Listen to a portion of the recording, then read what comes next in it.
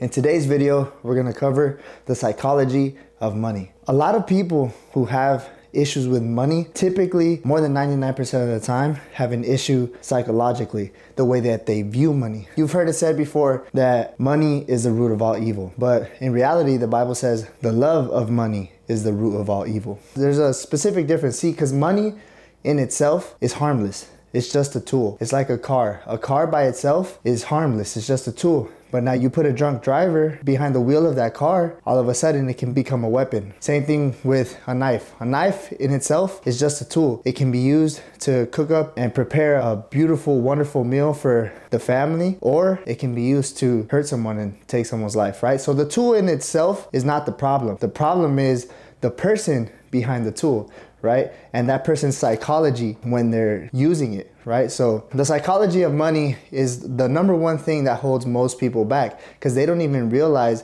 the relationship that they have with money. See, growing up, if you grew up in a poverty-stricken environment or a neighborhood, you guys tend to grow up with a scarcity mindset. Why? Because you grow up around parents who are struggling, who are always fighting over bills or worried about how they're gonna pay their rent, how they're gonna put food on the table. So you grow up learning a scarcity mindset. Oh, like, I don't know where I'm gonna get my next meal from. Like, there's not enough money out here. You grow up hearing your parents saying that, oh, these other people are getting favored at work or things like that, right? Like, there's just things that come up that you grow up around and you grow up constantly hearing. So naturally, it gets embedded in you as a child. You know, if your parents are arguing over sneakers for back to school day, and you hear that when you're a child, when you're growing up, you hear them arguing about, you know, who's gonna get the new pair this year, or if you're even gonna be able to afford the back to school gear and stuff like that. So a lot of that affects the way that you handle money once you become an adult. So I'm gonna break down for you guys the 3 basic principles behind the psychology of money. And my hope is that you change the way that you view money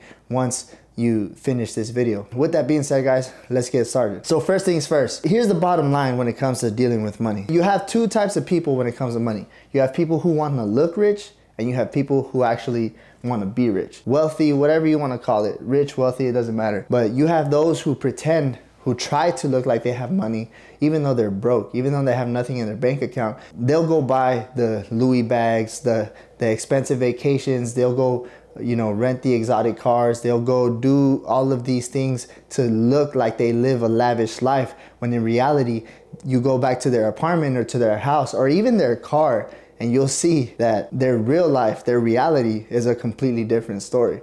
The problem number 1 that we have as a society, especially in the Mexican American culture, is a lot of us want to look rich. We want to have the new truck. We want to have the fanciest quinceañeras, the nice house and everything like that, so we can look good for fulano or fulana over there. And the reality is they don't really care that much. Other people don't really care. They might care for the split second that you show them, you know, hey, look, you know, here's a picture of my new house, or here's a picture of my new car. But then after that, they go back to living their regular life. They go back to their normal job. They go back to their house. They go back to their family, and they forget about you. They forget about you. You're trying to make a statement, but in reality, people don't care as much as you think that they do.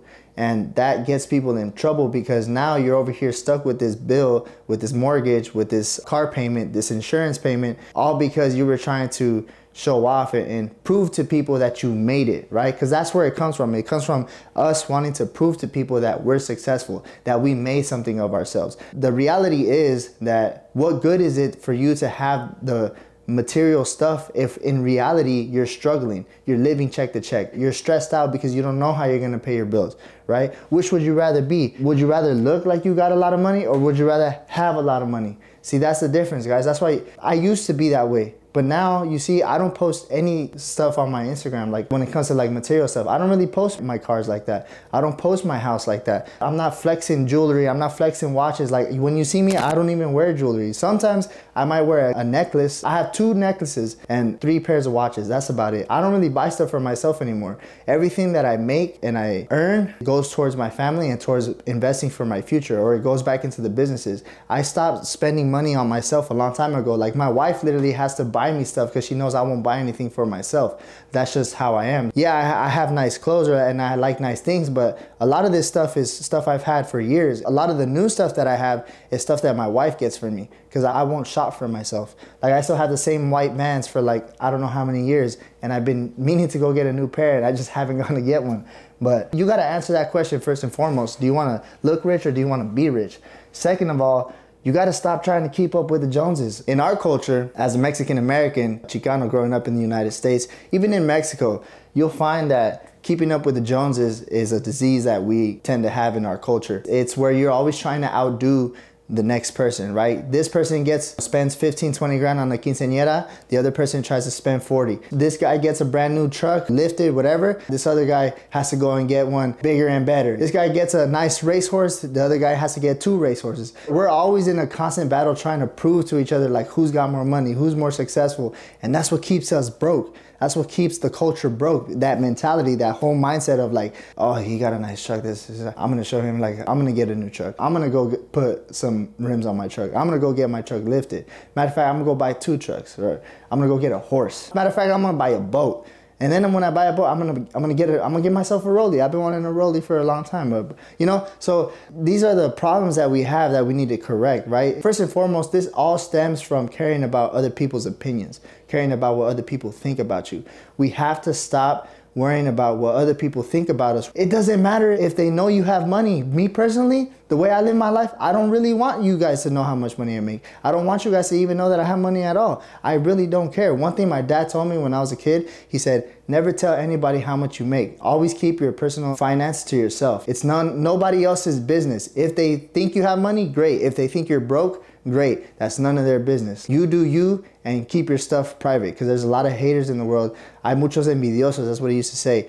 And so I always grew up feeling that way. Of course, when I was in my early 20s, I went into like my egotistical phase and my materialistic phase. And so we all go through that. That's normal. That's just a part of life. A lot of pride, a lot of ego. But as you get older, you mature, and then you realize, man, you know what? My dad was right. Like, I probably should have not tried to show off so much. I probably would have had way more money right now if I would have invested it or done something smarter with it. But hey, it is what it is. Life has its ups and downs, so that you can learn the lessons and then do better. Keeping up with the Joneses, guys. If you want to be successful in life, if you want to make a lot of money, if you want to have a lot of money, you got to stop trying to keep up with the Joneses, because otherwise you're going to go broke. You're going to go broke because there's always going to be someone who has more money than you. That's just the reality, guys. Even billionaires, there are billionaires who have more billions than the billionaires, guys. So you will never be the richest person in the world. So stop trying to compare, stop trying to compete, stop trying to impress other people. Just live your life, be grateful for where you're at, and focus on your goals, like where you want to be in life. And that's what you should be striving for. Forget about everybody else, what they're doing, what they bought, where they're going on vacation. Just focus on you. Instagram has a lot to do with that, because you're constantly seeing everybody's highlight reel. But you have to be disciplined enough to know, like, okay, yeah, they may seem like they're doing well, but in reality, we don't know. They might be or they might not be. Like, we really don't know. But stop worrying about it, because it's none of your business. That's their life. Secondly, you need to realize that you are the problem, right?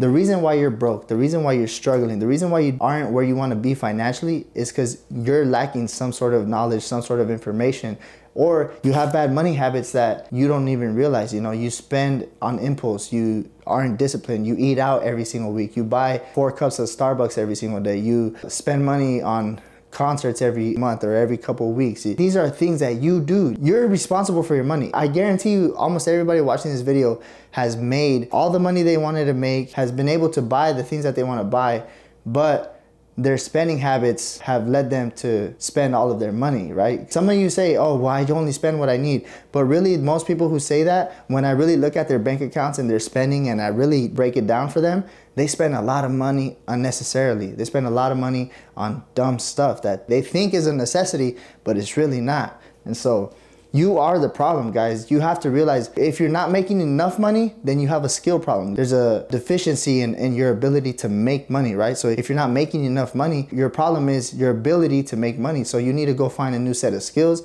You need to go find a different job. Maybe go find another job, 2 jobs, 3 jobs. Doesn't matter. Whatever it takes, that's what you got to do to be able to get ahead. And that's the problem right there, is that a lot of people will hear me say, go get another job, get 2 jobs, 3 jobs, and they'll be like, I don't want to do that. Like, I don't want to work all day. I don't want to. All right, then stop complaining about being broke, bro. Like, if you're not willing to struggle for a little bit so that you can live great for the rest of your life, then you deserve to be exactly where you're at. That's why I said you are the problem. Your mindset, your thought process behind that is, oh, I don't want to work. I don't want to be working all day. Like, you're lazy, homie. You're lazy, and that's why you are where you are. So either get your act together, hustle and grind right now that you can while you're young, or even if you're in your 30s.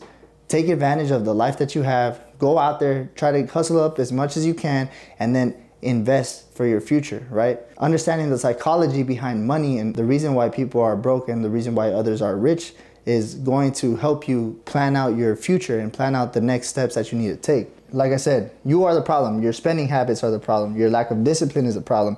Your need for entertainment and food is a problem. Your earning capability is the problem. If you have all of them, then you definitely have a massive problem. You got to figure out, like, where am I going wrong? Like, what am I doing? Like, am I really spending only what I need to, or am I like overindulging? Am I doing too much? You got to figure that out for yourself. Lastly, you got to stop making excuses, guys. You are in control. You will never get ahead in life if you're always making excuses. The only reason that I was able to get my company out of debt and overcome this massive hole that I had put myself in was because I said to myself, if I got myself in this mess, I can get myself out. I took responsibility. I said, okay, I'm here because of my bad spending habits. I'm here because of my pride and my ego. So I took responsibility and said, I'm where I'm at because of me. This is my fault.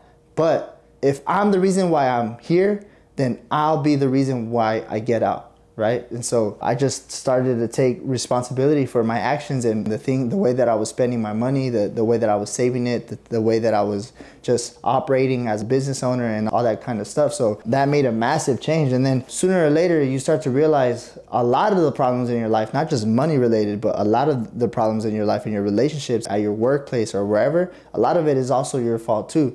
And that's why that book, Extreme Ownership, really helped me a lot, because it just allowed me to eliminate all excuses from my life and just take responsibility for everything. Even if it's really not my fault, I still take responsibility. If that person cut me off in traffic, I'll be like, man, I shouldn't have left my house at 7:55, or else that person wouldn't have had the opportunity to cut me off, you know? Because it's got to be like kind of crazy with it sometimes, but that's the basics of the psychology behind money, guys. Remember, money is just a tool. Money is not good, it's not evil. Like, money in itself is just a tool. It's the people behind the money that use it for good or bad. Secondly, realize that you are the problem. Like, check yourself. Go really analyze yourself. How you've been spending your money. How have you been spending your time? Like, I'm sure some of you have had so much time in the day, you could have had another job. You could have had 2 or 3 jobs. You could have learned a new skill. You could have applied yourself to learn something so you can make more money. So realize that you are the problem. And number 3, just stop making excuses, guys. The more you make excuses, the longer you're going to delay your ability to get yourself out of whatever mess that you're in. You got to take responsibility. You got to take ownership and realize that you are in control and you can do whatever it is that you really want to do in life. If you stop making excuses, you take responsibility, and you start putting together a plan to execute. Nothing happens on accident. Everything happens for a reason. Anyone who's ever been successful in life has always had some sort of a plan. So if you don't have a plan, make sure you create a plan, and just make sure that you guys change your psychology about money.